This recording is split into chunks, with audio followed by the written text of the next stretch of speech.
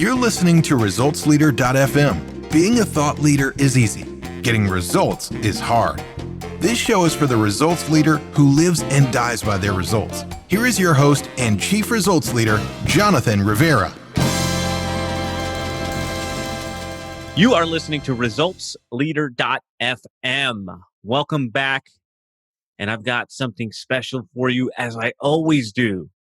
Another great interview with another results leader. Today, I have Mr. Patrick Powaser, straight from Hawaii. He got up early to do this interview. The guy is a smart man. In fact, he's a PhD. How about that? Pat is an executive coach, an international leadership and business consultant. He is a trusted advisor to senior executives who are growing to do bigger things, get better results, and change organizations. This guy is a wealth of information, and we had a fun chat on leadership and results. So let's jump into it. Pat, thank you for being here. So glad to be speaking with you today. Thanks, Jonathan. Appreciate the opportunity. All right, you ready to rock this interview? Yeah, let's do it. Yes, sir. You sound lovely too. So let's start with an easy question. What books have you given most as a gift, book or books? Great question. I was looking this morning to see what I had in stock, and I've given most everything away. So oftentimes I will give away Michael Watkins' The First 90 Days, especially for people who are changing jobs, changing companies, taking on bigger roles. The other one will be anything in the Heifetz and Linsky's series on adaptive leadership. Their third or fourth book, The Practice of Adaptive Leadership, is probably the one that I will hand out most often amongst that group, but all of them are good. And then Marshall Goldsmith's What Got You Here Won't Get You There is oftentimes pretty helpful, depending on the coaching that I'm doing, the individual, kind of the awareness of when the job changed, when the size of the job changes, the behaviors need to change as well. And sometimes you have to unlearn things before you can learn new things. Yeah, I've actually heard that book several times. I guess I'm going to have to pick up a copy of that one. So let's move on to a fun one here. How has an apparent failure set you up for later success? You know, that's always the question you dread in an interview, whether it be for a job or otherwise. And I think the biggest one for me was at one point in my career, I had an opportunity to go work for another company. There were certainly some incentives to do that, but on balance, it should have been a clear decision. It wasn't. I went to work for them. It was a complete failure for me, and not a fit with the organization. But I learned a tremendous amount, new skills, a new industry. So I got the opportunity to learn that. And I learned a lot about myself as well, about my decision making, about sticking with kind of the analytical way that I make decisions versus this one was far from analytical, and I should have known better. So it was painful, but it was a fantastic learning experience. And that one was over 20 years ago. And I was just in contact with one of my colleagues from that job just last week. So, you know, you maintain those connections and those relationships, and it pays dividends for the long time. So, you know, the pain of a bad decision can open lots of doors and opportunities as well. I have to ask, man, you said usually you're analytical about making these decisions, and you said that one wasn't so analytical. So what caused you to stray from the way you normally do things? And that's something that I've reflected on a lot. I think part of it was the financial incentives were significant, that I felt that I had kind of stalled out in the role that I was in, and I didn't see any way to change that. And so this opportunity came up, and it was one of those where I got a call from a recruiter, and I was like, no, thanks, not interested. And then I got another call, and then I got another call, and then I got another call. And it was finally, all right, talk to me about it. No, not interested, and so on. So, I mean, you know, all of that added up to, boy, you should have known on that one. Trust your gut, baby. I get into that all the time. So how about this? What is the most worthwhile investment you have ever made, Pat?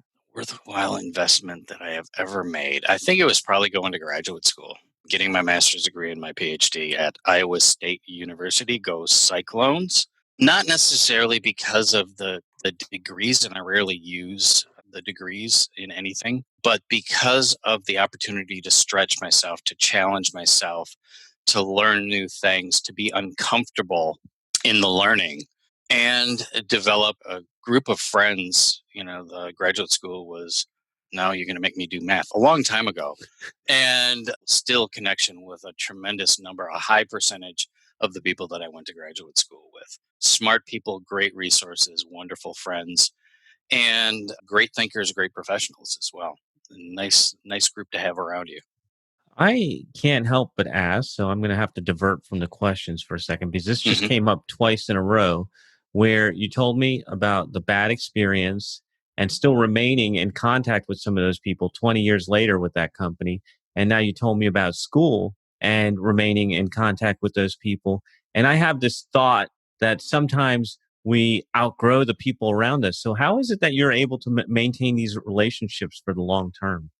I think that there was some commonality there, right? That we were connected to, and if you surround yourself with people who are smarter than you, different from you, think differently, have different backgrounds and experiences, and you can bring that into your thoughts and decisions, you oftentimes get better decisions, more robust decisions. And they're fantastic people as well. So it's not a difficult thing to keep them in the network, in the professional life, and also as just great friends. All right.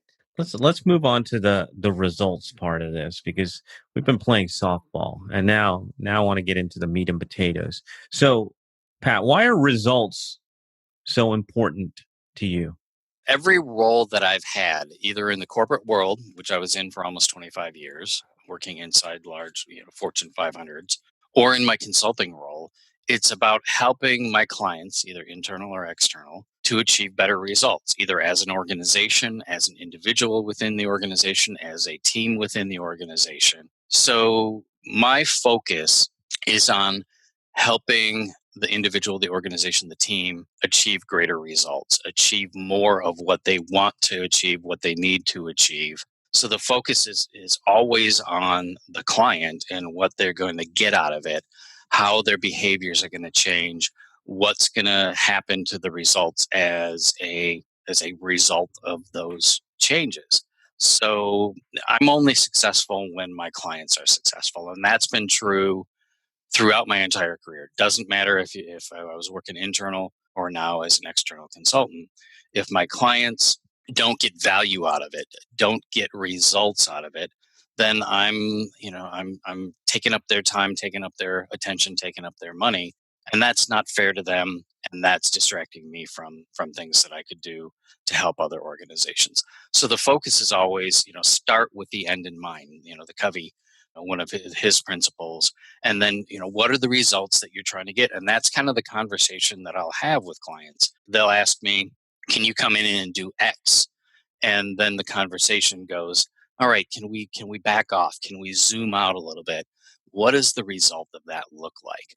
At the end of the day, what do you want to achieve? And then work our way back to, is that initial request going to help us get All right, let's have some fun. What are there? bad recommendations that you hear in your area of expertise? Got to balance telling tales out of school with providing some guidance here. I think some of the bad recommendations are that individual contributors don't get value from coaches, and it depends on the role, depends on the individual. If they're playing a leadership role, regardless of the box they're in the organization, they can probably benefit from having a coach or a mentor within the organization to help them kind of expand their influence and accelerate their careers.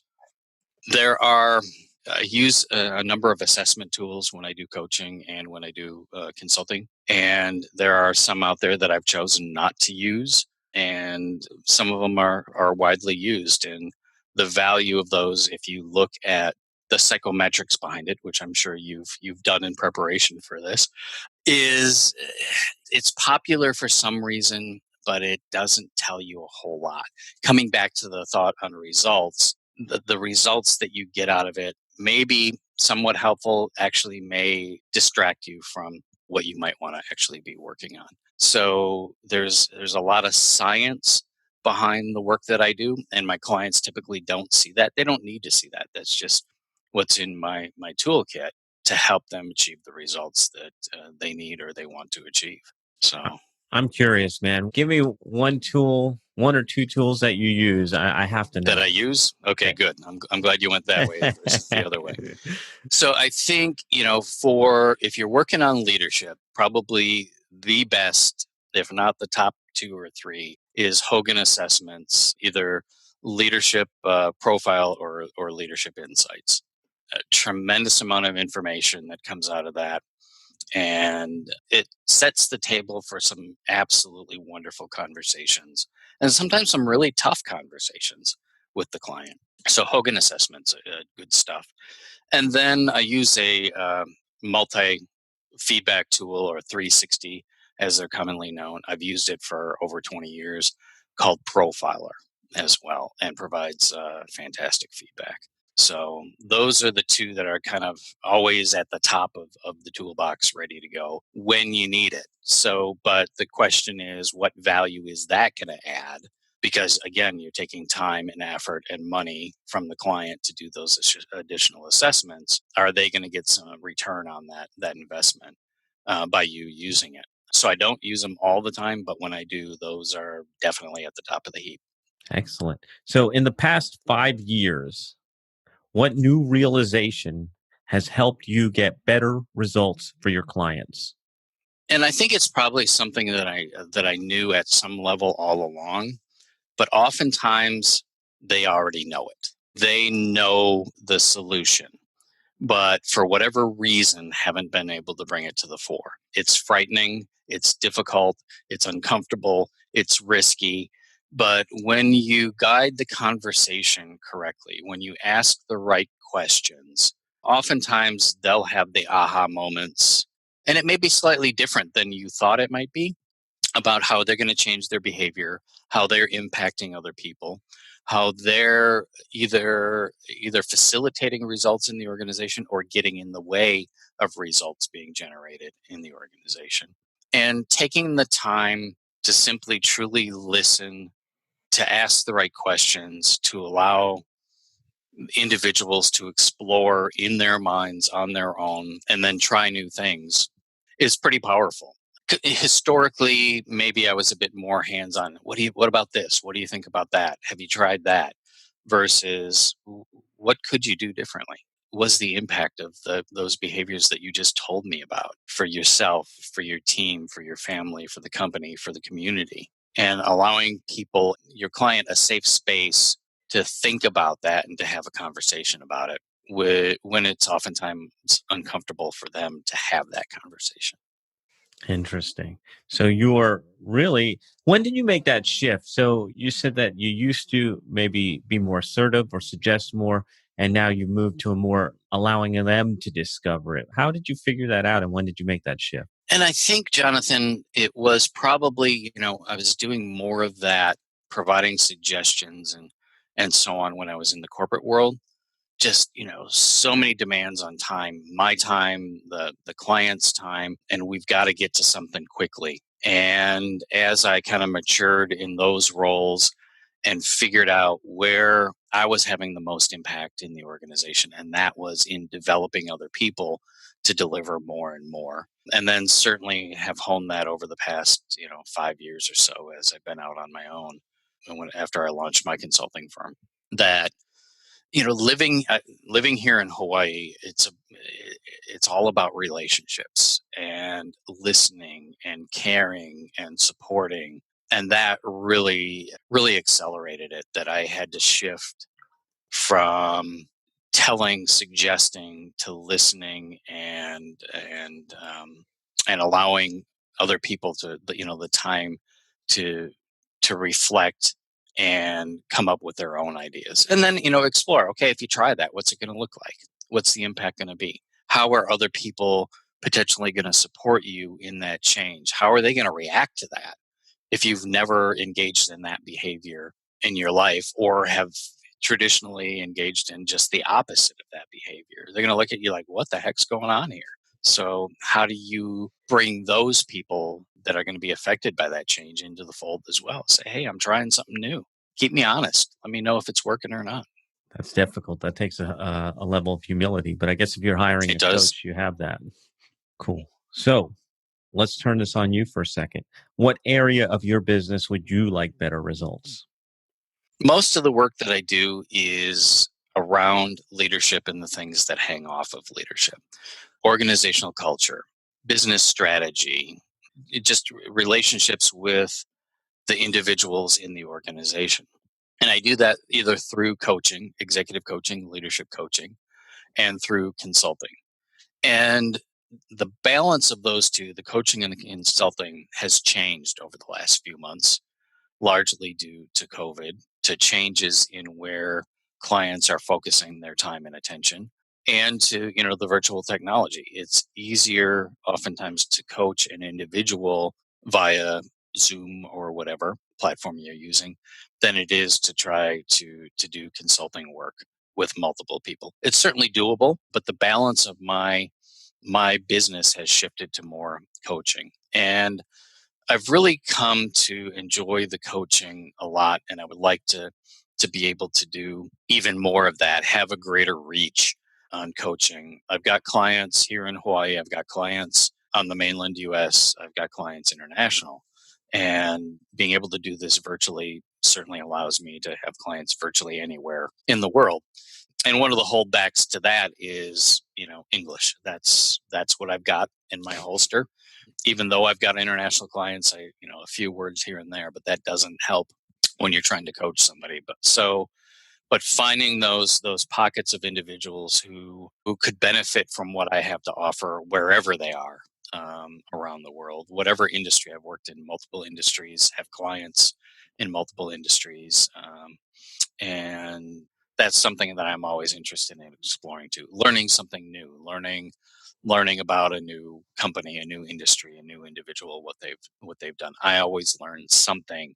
I'm always challenged somehow in a coaching relationship and then I get to continually learn, and that's critically important to me as well.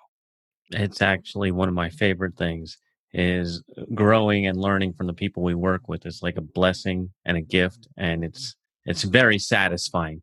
Anyways, don't mean to jump in there. I want to ask you one more question. All right. You ready for this? I hope so. Yeah. Let's go. Pat, what results are you most proud of? I think for me, it's seeing someone who had the capability to have a significant impact on their organization, to lead within their organization. Again, it doesn't matter if it's an individual contributor who's been with the company for a year or a senior executive, but have stalled out, have become uncomfortable at trying new things, don't know what is okay for them to do. To see them be able to explore that again, kind of in a safe place as we do coaching together, and then try that in the workplace, and for them to come back and say, wow, that made a difference. It helped me be more successful. It helped the team achieve more. It contributed to whatever the metric is for the company, and I can use that in the community as well. So seeing individuals or organizations that are struggling kind of turn the corner, or seeing good organizations take it to the next level. Jim Collins, Good to Great, right? The biggest challenge to a great organization is a good organization. So getting people again out of their comfort zone, allowing them to get themselves out of their comfort zone to say, yeah, we could do more. We could contribute more. We could be a better community partner. We could achieve greater revenues. We can take better care of our employees. And when that happens, it's kind of, yeah, this is good. This is why I do this kind of work. And that's exactly why we wanted to have you on the show, Pat. Wow. Thank you, Pat, for sharing your insights with us. Thank you for sharing your perspective with us. Thank you for sharing your results with us. This is why I wanted to have you on the show. And I'm so grateful that you took the time out to join us. If you're a senior executive moving into bigger and better things, if you're in a growing position, if you're looking to change the game and be a better leader, you got to reach out to Pat. He's at www.hoohana.com, and that's spelled HOOHANA.com. Reach out to Pat. Brother, anything you want to say as we're wrapping up? Jonathan, I just appreciate the opportunity to talk a little bit about something that I spend, my working days on and passionate about and makes a difference. So thanks for the invitation. Enjoyed the conversation. That is a wrap for another edition of ResultsLeader.fm.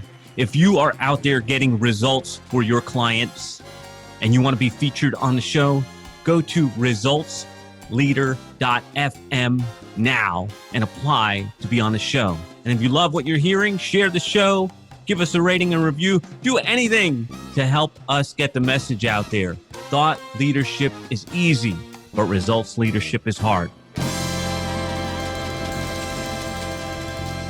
This is thepodcastfactory.com.